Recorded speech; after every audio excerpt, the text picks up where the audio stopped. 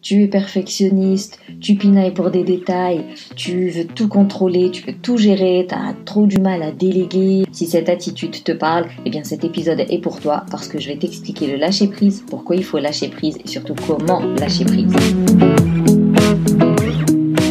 Coucou, bienvenue au Café des Burnies, le podcast qui prend soin des nanas en burn-out.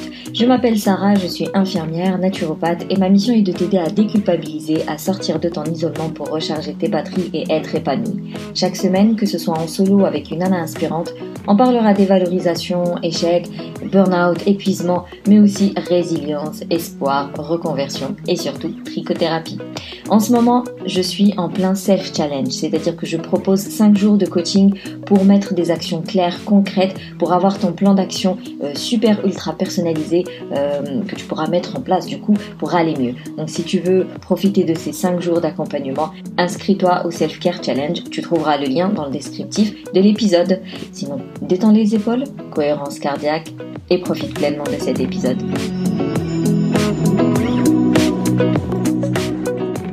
La notion de lâcher prise nous vient de l'Inde, des textes sacrés de la tradition hindoue, donc ça ne date pas d'hier. C'est le fait de dire que face à chaque problème ou chaque événement comme ça, indésirable, événement désagréable, on nous conseille souvent de laisser tomber. D'ailleurs, peut-être que ton environnement te l'a dit assez souvent.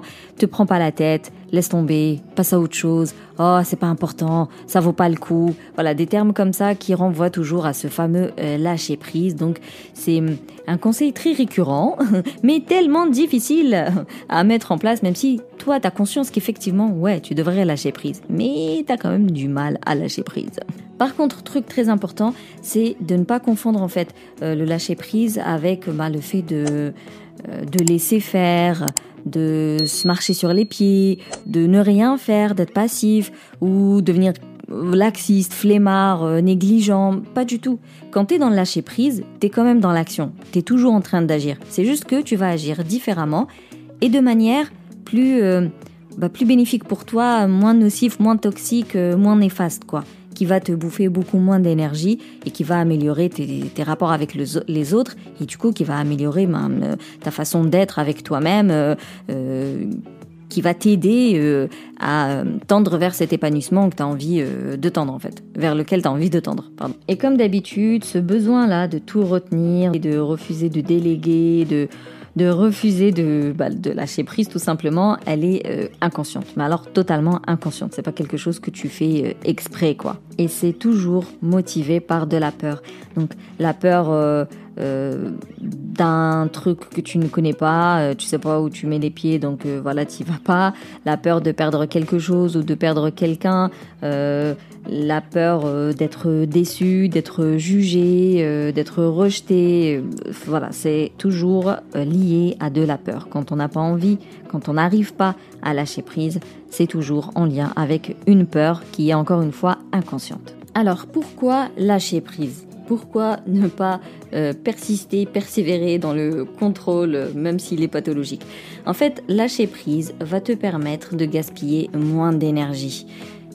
C'est-à-dire que des fois, tu as des situations où tu vas résister alors que y a pas d'intérêt en fait. C'est pas si important que ça. Il faut choisir ses batailles en réalité. Tu peux pas toujours être dans la résistance tout simplement. Tu peux pas toujours vouloir tout contrôler, vouloir que tout soit nickel, être partout, mettre la main à tout. À un moment donné, tu vas manger trop d'énergie, tu vas épuiser tes ressources, mais genre inutilement. Il y a aucun bénéfice réel, si ce n'est peut-être de l'ego et tout simplement répondre à ce besoin de contrôle qui est, encore une fois, je te le rappelle, lié à une peur qui est inconsciente, mais à une peur quand même. Donc en fait, tu réponds à une peur, tu continues à alimenter quelque chose qui est néfaste pour toi. Donc clairement, lâcher prise, ça va t'aider à économiser de l'énergie. Et donc toi qui es déjà épuisé, ça va t'aider à ne plus en gaspiller quoi. Et le peu qui te reste, tu le gardes et vu que tu vas économiser, tu pourras recharger par la suite tes batteries beaucoup plus facilement. Alors que si tu perds ton temps à décharger toutes tes batteries parce que tu refuses de lâcher prise, tu auras beaucoup de mal à les recharger. Je sais pas, ma phrase elle est un peu longue, j'espère que elle est claire. Et puis savoir lâcher prise, ça veut dire que t'es dans l'acceptation.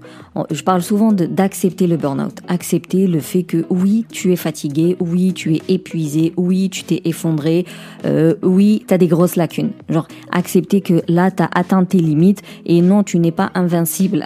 Donc, vraiment lâcher prise, c'est accepter qu'il y a des situations qui te dépassent, il y a des situations qui ne valent pas la peine, il y a des situations où t'y arrives pas et donc, hop, je laisse couler, c'est pas grave, je passe à autre chose. C'est vraiment accepter tes lacunes, accepter tes défauts, accepter tes limites et accepter ton imperfection et ta vulnérabilité.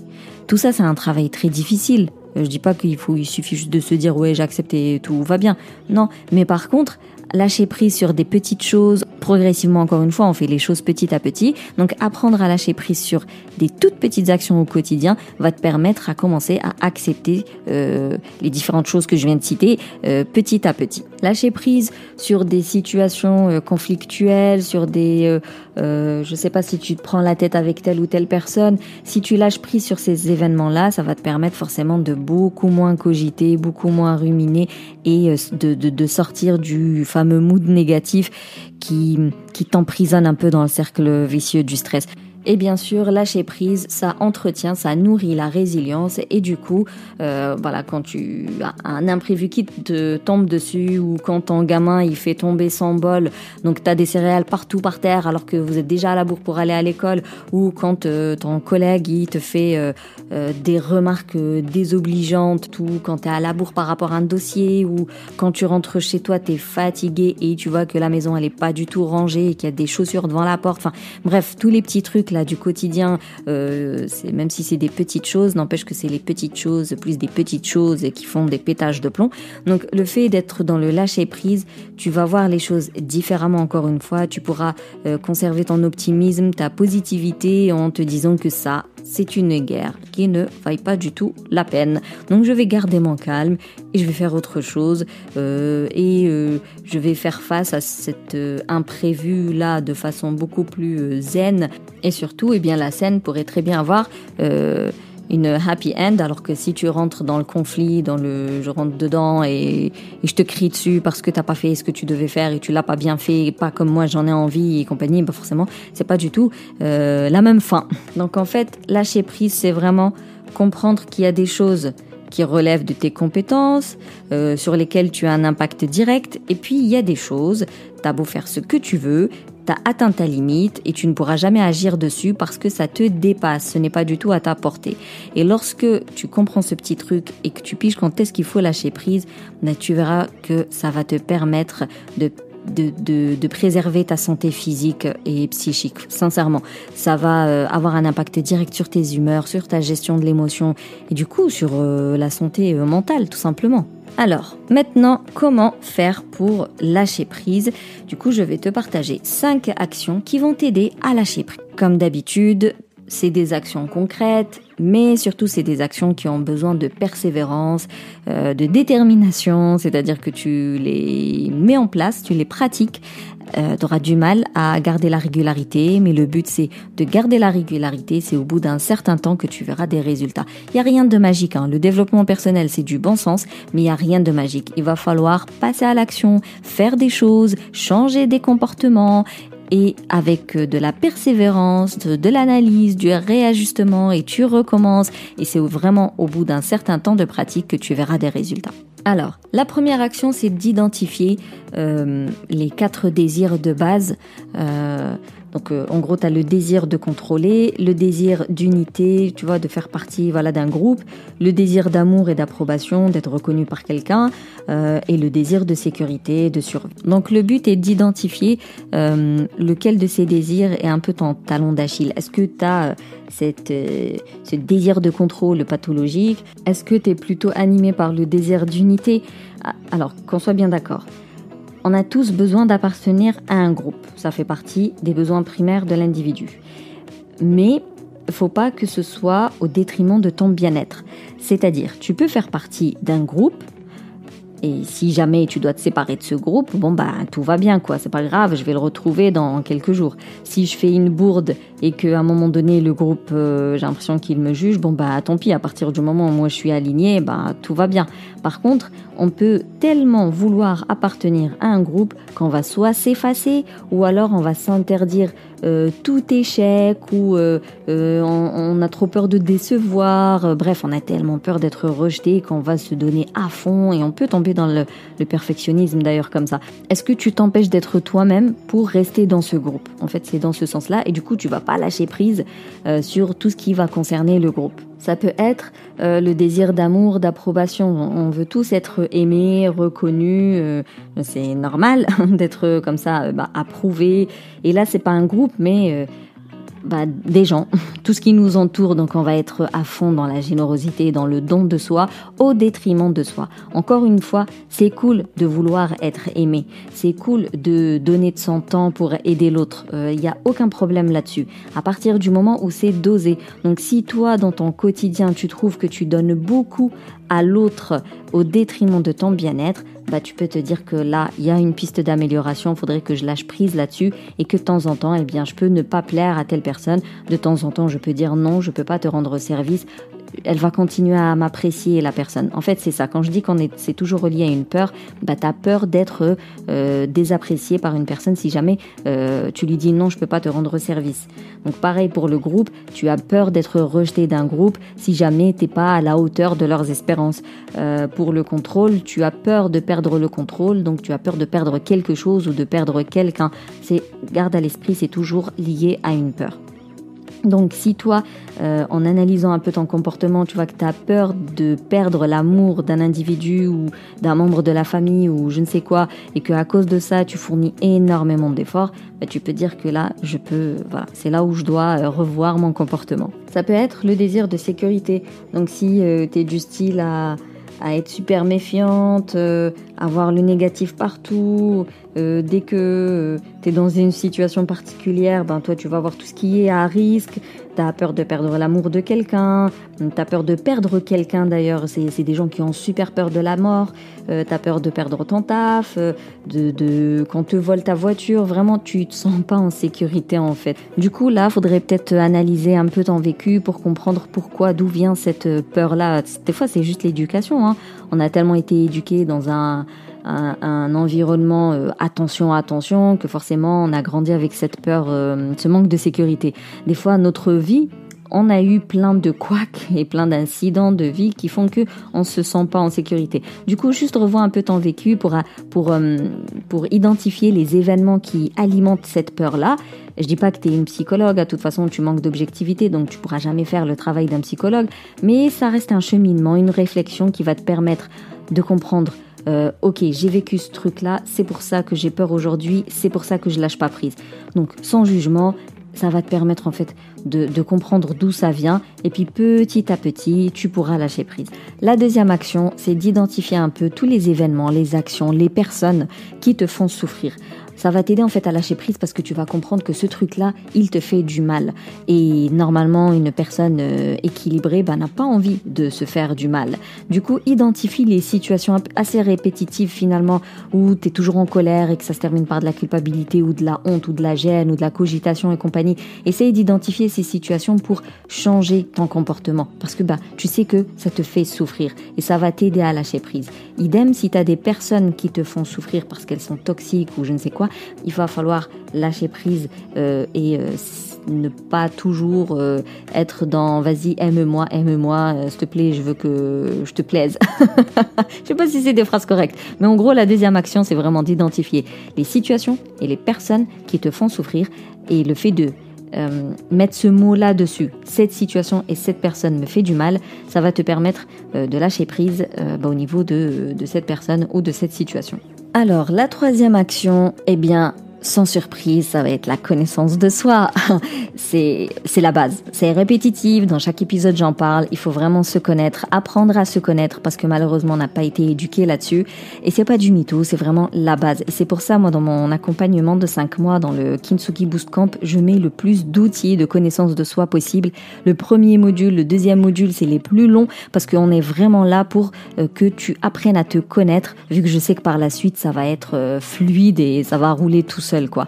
Du coup, tu trouveras de l'Ayurveda qui va te donner différents profils de dosha et tu vas te reconnaître. Enfin, il y en a 3 et tu verras que tu vas te reconnaître et tu vas comprendre ton comportement. Tu as les intelligences multiples. Tu vas comprendre ta perception du monde, comment tu perçois tes émotions, qu'est-ce qui te fait du bien, qu'est-ce qui te met dans l'épuisement. Et tout ça, là, va t'aider à lâcher prise parce que tu vas comprendre en fait ton comportement, ta façon de communiquer. Tu vas mieux comprendre l'autre quand il communique avec toi, ça simplifie, ça facilite, ça allège la vie. La 4e action, c'est d'accepter tes émotions, de les vivre tranquillement en fait. Si tu as du chagrin, vas-y, pleure.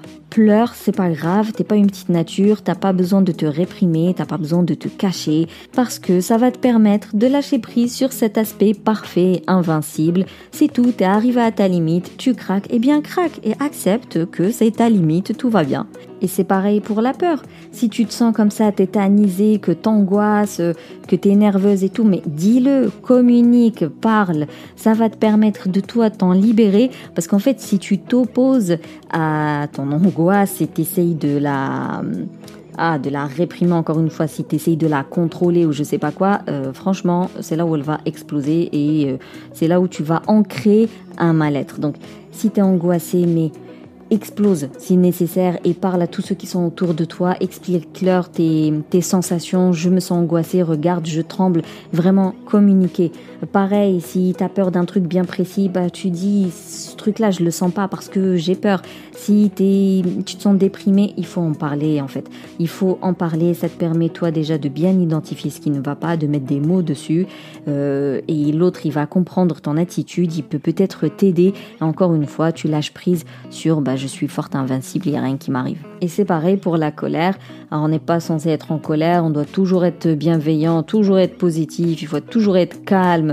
Non, c'est pas vrai. C'est clair qu'il faut pas que ce soit ton quotidien. Il faut pas non plus être en colère 4 fois par jour, tous les jours. Mais bien évidemment que si un événement te fait sortir de tes gants, c'est tout, t'es en colère, tu cries un bon coup et on n'en parle plus. Quand tu seras plus calme, là, pose-toi la question, pourquoi est-ce que tu as été en colère? Qu'est-ce qui t'a mis vraiment en colère? C'est quoi la cause profonde de ta colère? Et essaye d'imaginer un autre scénario dans ta tête pour la prochaine fois. Si jamais cette situation se représente, au lieu de faire ci, je vais faire ça. Et puis c'est tout. Encore une fois, communique. La personne sur laquelle tu as été en colère, tu lui expliques, encore une fois, le pourquoi. Pourquoi tu as été en colère. Et l'autre personne, elle va mieux comprendre ton attitude. La dernière action, c'est ma préférée, maintenant tu dois le savoir, c'est la résilience, la psychologie positive, l'optimisme. C'est pour ça d'ailleurs que PIM Ta Résilience existe. Pour moi, tout individu doit absolument entretenir et développer et nourrir sa résilience parce que c'est un bouclier. C'est un bouclier anti-burnout. Ça te permet de gérer tes émotions, ça te permet de lâcher prise, ça te permet d'accepter tes limites, de pouvoir déléguer. Et ça te permet aussi d'être bien dans ta peau. Donc vraiment, la résilience, c'est le truc à travailler plus. Parce que tu vas apprécier toutes les expériences, même les plus négatives. Et tu vas même pouvoir en tirer du positif. Le fameux jeu du bonheur, si jamais tu as écouté l'épisode de la semaine dernière. Et en bonus, voici un exercice que tu peux déjà mettre en pratique là, maintenant, tout de suite. Ça va te permettre d'avoir au moins un petit objectif. Je dis bien un petit objectif. Pas quelque chose de gros, mais quelque chose que tu peux déjà changer, un truc sur lequel déjà tu peux travailler pour lâcher prise. Un petit truc, j'insiste sur le petit, un petit truc. Donc au début, tu listes tout sur quoi tu n'arrives pas à lâcher prise, tout sur quoi tu résistes plus. Donc ça peut être des situations, des personnes, des actions bien précises dans la journée, des événements, des choses, des opinions, des projets, vraiment liste tout ce qui te bouffe un peu la vie parce que tu n'arrives pas à lâcher prise. Petit 2, explique pourquoi. Donc là, tu reviens aux désirs de base, les 4 dont je t'ai parlé dans l'épisode. et t'essayes d'associer. Est-ce que c'est le désir d'être aimé? Est-ce que c'est le désir de sécurité? C'est le désir de contrôle ou celui d'appartenir à un groupe? Et ensuite, tu listes les émotions. Alors, c'est forcément de la peur, hein, je te l'ai dit, c'est toujours la peur de quelque chose, mais il va falloir être très précis. Peur de quoi? Et enfin, imagine, si jamais tu lâches prise sur ce petit truc-là, quel impact ça va avoir sur ton bien-être, ta sérénité et surtout sur tes relations, tes rapports avec les autres. Si c'est quelque chose dans ton foyer, vraiment quel impact ça va avoir sur la situation en question. Et tu verras que forcément l'impact il va être positif. Et le fait d'imaginer cette issue positive, ça va te motiver finalement à lâcher prise sur cette petite action. Une fois que tu auras passé plusieurs semaines à lâcher prise sur cette petite action, là tu pourras attaquer une action un peu plus importante et tu verras que par la suite, ça va être beaucoup plus easy de lâcher prise. Donc voilà, si je devais récapituler les 5 actions qui vont te permettre de lâcher prise, petit 1, c'est d'identifier le désir. Est-ce que tu as un désir de contrôler? Est-ce que tu as un désir d'appartenir à un groupe? Est-ce que tu as un désir d'être aimé? Ou est-ce que tu as juste le désir de te sentir en sécurité? Tu identifies celui qui te concerne le plus et t'essayes de le travailler. Petit 2, c'est d'abandonner les choses et les personnes qui te font souffrir. Le fait de mettre ce mot-là, lui ou cette chose-là me fait souffrir, ça va t'aider à lâcher prise. 3, c'est d'être à l'écoute de soi, essayer de se connaître. Donc, utilise des outils de connaissance de soi pour mieux comprendre tes comportements, pourquoi tu agis comme ça, pourquoi tu parles ainsi. Et ça va aussi te permettre de comprendre l'autre et du coup, ça va faciliter les communications, les relations, tout ce que tu veux.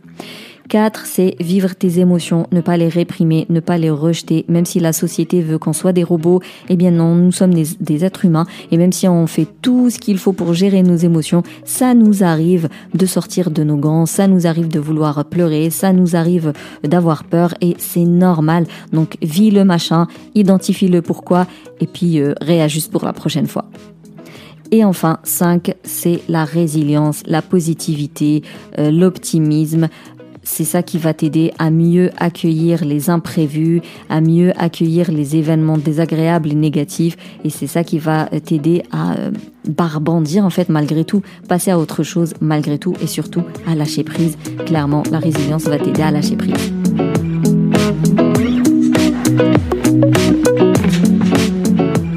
Voilà, c'est tout pour cet épisode. Alors merci plus pour ton écoute. Si tu veux soutenir le Café des Burnies, tu peux me laisser un avis, me mettre 5 étoiles sur Apple Podcast. Ça permet de faire vivre le podcast. En ce moment, tu peux t'inscrire au Self-Care Challenge pour profiter de 5 jours de coaching pendant lesquels on pourra parler de ta situation dans le détail. Et comme ça, à la fin des 5 jours, tu auras ton plan d'action pour aller mieux. Tu peux partager le podcast à une personne qui pourrait en avoir besoin. Et sinon, on se capte sur Instagram. Et d'ici là, booste ton feeling good.